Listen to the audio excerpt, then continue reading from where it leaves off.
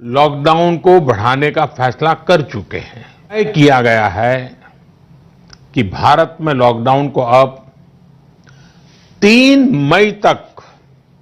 आज की सबसे बड़ी खबर, सिगरेट पीने वालों और ओ ब्लड ग्रुप वालों से दूर रहता है कोरोना वायरस। एक सर्वे के द्वारा ये बात सामने आई है। देश में कोरोना वायरस संक्रमण की हर ओर हाहाकार स्थिति बनी हुई है। दिल्ली, महाराष्ट्र, यूपी समेत राज्य में बड़ी संख्या में कोरोना संक्रमण के मामले सामने आ रहे हैं। ऐसे में अधिक से अधिक संख्या में लोगों की मौत हो रही है। इस बीच हाल ही में council of scientific and industrial research ने अध्ययन में एक रिपोर्ट जारी की है, जिसमें दावा किया गया है कि धूम्रपान, स्मोकिंग करने वाले और शाकाहारी और साथ ही ओ ब्लड ग्रुप वाले लोगों में कोरोना वायरस से संक्रमित होने का खतरा कम होगा। एक रिपोर्ट के अनुसार शाकाहारियों में 0% पॉजिटिविटी पाई गई है। यह दर्शाता है कि उन्हें कोरोना वायरस से संक्रमित होने का जोखिम कम हो सकता है। यूपी में फैलते कोरोना के बीच सीएम योगी आदित्यनाथ ने दिया बड़ा आदेश। आज से ही होगा शुरू। मुख्यमंत्री योगी आदित्यनाथ ने एक उच्च स्तरीय बैठक में कोविड-19 की स्थिति की समीक्षा की। इस दौरान उन्होंने कई अहम निर्देश दिए। सीएम ने कहा कि जब पूरा देश महामारी के खिलाफ एकजुट होकर लड़ रहा है, ऐसे में कुछ आपदा काल में शरारती तत्व दवाओं की कालाबाजारी, अफवाह फैलाने, माहौल बिगाड़ने की कोशिश कर रहे हैं। ऐसे लोगों के साथ गैंगस्टर और एनएसए के तहत कठोरतम कार्रवाई की जाएगी। उनकी संपत्ति भी जब्त हो सकती है। सीएम योगी ने कहा कि पिछले 24 घंटे में यूपी में 22,000 से अधिक लोग कोरोना संक्रमण से मुक्त हुए हैं। स्वस्थ होने वालों की संख्या दिन प्रतिदिन बढ़ रही है। ये वृद्धि अत्यंत सुखद है। ऐसे में अगर लोग खराब चीज़ें करेंगे या फिर किसी भी तरह की बातें फैलाएंगे तो उनके खिलाफ कार्यवाही की जाएगी। सीएम ने कहा कि कोविड पॉजिटिव व्यक्ति के परिवारजनों के साथ साथ उनके संपर्क में आए लोगों का टेस्ट भी कराया जाना चाहिए। साप्ताहिक कोरोना कर्फ्यू में किसी को असुविधा नहीं होनी चाहिए। शुक्रवार रात 8 बजे से सोमवार सुबह 7 बजे तक ये साप्ताहिक कर्फ्यू प्रभावी रहेगा। अगर इसमें भी आप इस अवधि को तोड़ते हैं या फिर कोई नियम तोड़ते हैं तो भी आपके खिलाफ कार्रवाई की जाएगी। मध्य प्रदेश के 6 शहरों में बढ़ा लॉकडाउन। भोपाल समेत इन सिटीज में 3 मई सुबह 6 बजे तक रहेगा सब कुछ बंद। तो मध्य प्रदेश से आ रही है बड़ी खबर। जी हाँ दोस्तों, आपको बता दें कि मध्य प्रदेश के भोपाल समेत कई बड़े शहरों में लॉकडाउन की अवधि को बढ़ा दिया गया है। अगर आप भी मध्य प्रदेश में रहते हैं तो जान लीजिए कि मध्य प्रदेश के 6 शहरों में लॉकडाउन बढ़ गया है। भोपाल, छिंदवाड़ा, जबलपुर, सागर, गुना, रतलाम आदि इसमें शामिल हैं। इससे पहले बैतूल, अशोकनगर में भी लॉकडाउन 3 मई तक बढ़ाया जा चुका है। दरअसल रविवार को हुई प्रदेश क्राइसिस कमेटी की बैठक में शहरों में बढ़ते केसेस को देखकर लॉकडाउन बढ़ाने का फैसला किया गया है। इसके तहत सभी पाबंदियां पहले की तरह रहेंगी। इससे पहले जिला कलेक्टर ने 26 अप्रैल तक भोपाल में कर्फ्यू की आदेश दिए थे। माना जा रहा है अब इंदौर, ग्वालियर में भी लॉकडाउन बढ़ाया जाएगा। इससे पहले मध्य प्रदेश सरकार के मुख्य सचिव इकबाल सिंह भैंस भी कोरोना वायरस की चपेट में आ गए थे। उनकी रिपोर्ट पॉजिटिव आने के बाद भोपाल को भी लॉकडाउन के अंतर्गत रखा गया है। एक दिन में 13,000 मामले पार होने के बाद ये सारी बातें तय की गई हैं कि अब बड़े शहरों में लॉकडाउन को 3 मई तक बढ़ाया जाएगा। इसके साथ बढ़ते हैं अगली बड़ी खबर की तरफ। देश के कोने कोने में रेलवे पहुंचा रहा है मरीजों के लिए संजीवनी। आज रात दिल्ली पहुंचेगी ऑक्सीजन की नई खेप। कोरोना के दूसरे फेज में बता दें, रेलवे ने बहुत बड़ा योगदान दिया है। भारतीय रेलवे के लिए इस वीडियो को जरूर लाइक कीजिए। भारतीय रेलवे ने अगले 24 घंटों में 140 से अधिक मैट्रिक टन तरल ऑक्सीजन देने की फैसला की है। वर्तमान में 9 टैंकर पहले से चल रहे हैं, जिसमें से 5 आज रात लखनऊ पहुंचेंगे। बाकी के 4 चिकित्सीय ऑक्सीजन के कंटेनर जो पहले बोकारो से शुरू हुए थे, लखनऊ पहुंच जाएंगे।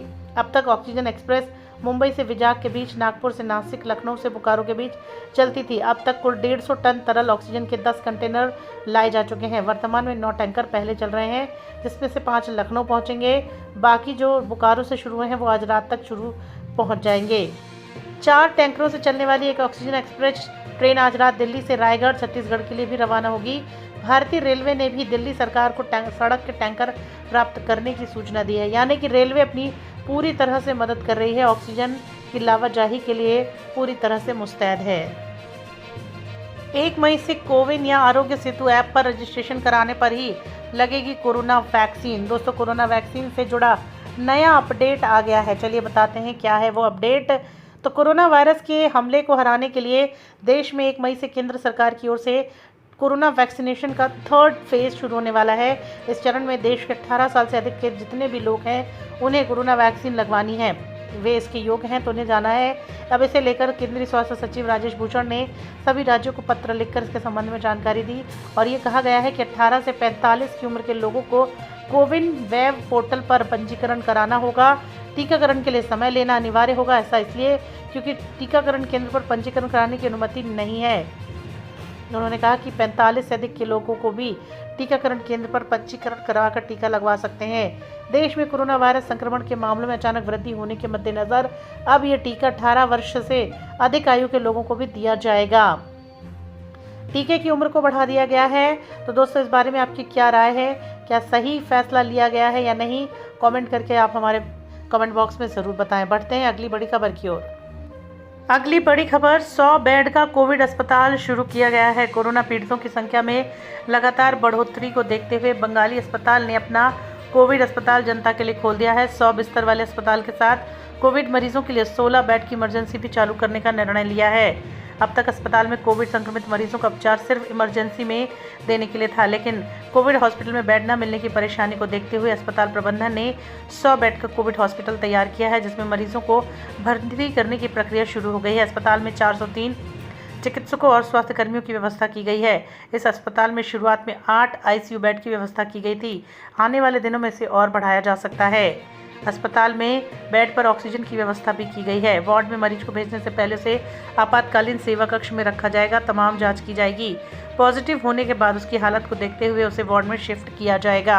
ऑक्सीजन के लाइव स्टेटस के लिए सरकार ने बनाया पोर्टल, हर 2 घंटे में अपडेट होगी जानकारी। अरविंद केजरीवाल ने जानकारी दी कि ऑक्सीजन की किल्लत से निपटने के लिए सरकार लाइव स्टेटस पर निगरानी रख रही है। जो पोर्टल बनाया है उस पर हर 2 घंटे में ऑक्सीजन का स्टेटस उस पर डालना होगा। आपातकालीन स्थिति ऑक्सीजन बनाना, कहां पहुंचाना है, उसमें मदद मिलेगी। मुख्यमंत्री अरविंद केजरीवाल ने कहा कि दिल्ली की जो ऑक्सीजन की रिक्वायरमेंट है वो 490 टन है और वो ऑक्सीजन नहीं मिलने से कमी बढ़ी है। लेकिन अब ऑक्सीजन निर्माता कंपनी, हॉस्पिटल उपयोगकर्ताओं को दिल्ली सरकार के पोर्टल पर हर 2 घंटे में अपनी ऑक्सीजन की स्थिति अपडेट करनी होगी। उस पोर्टल में ये पता चलेगा कितना ऑक्सीजन कंपनी से निकला, हॉस्पिटल पहुंचा, कितना यूज़ हुआ, कितना बचा। इसकी जानकारी 2-2 घंटे में पोर्टल पर अपडेटेड करनी होगी। उन्होंने कहा कि ऑक्सीजन की ज़्यादा किल्लत बढ़ गई थी दिल्ली में, इसी वजह से 480 टन ऑक्सीजन आवंटित हुई, लेकिन अब दिल्ली का कोटा पूरा हो चुका है। रात भर काम करके मंत्री, अधिकारी, ड्राइवर, कंपनी सभी कोशिश करके ऑक्सीजन दिल्ली तक पहुंचाने की कोशिश में लगे हुए हैं।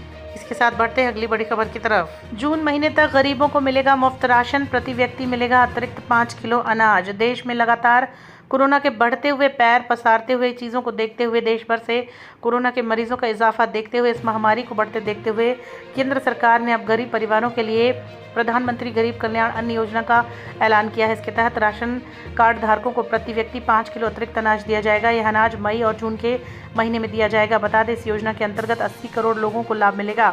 इस अन्न योजना पर 26,000 करोड़ का खर्च आएगा। यह अनाज राशन कार्ड पर मिलने वाले अनाज के अतिरिक्त दिया जाएगा। देश में पिछले वर्ष कोरोना की शुरुआत जब हुई थी तब भी प्रधानमंत्री गरीब कल्याण अन्न योजना की शुरुआत की गई थी, जिसके अंतर्गत सरकार ने 5 किलो अतिरिक्त अनाज देने की घोषणा की थी। इस साल भी यही बात हुई है।